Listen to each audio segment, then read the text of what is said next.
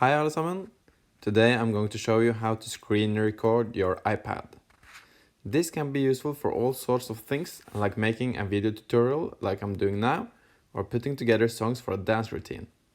The first thing you'll need to do is to enable the screen record button in your control center. To do this, first go to your settings, find the control center, customize the controls. There you go. When you now access the control center by swiping down from the upper right corner, you'll have the ability to record your screen. Just press the button and it will start recording your screen after 3 seconds. When you're finished, press the small red recording button in the upper right corner again. You don't need to worry about screen recording you pushing the screen recording button. You can always edit that later.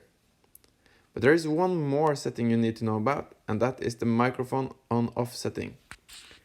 If you swipe down the control center again and long press the record button, you'll get the option of turning your microphone on.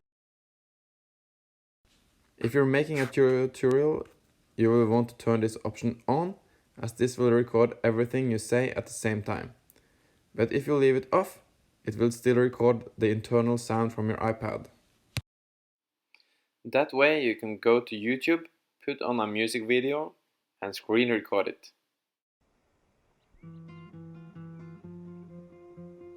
Let's start at the very beginning.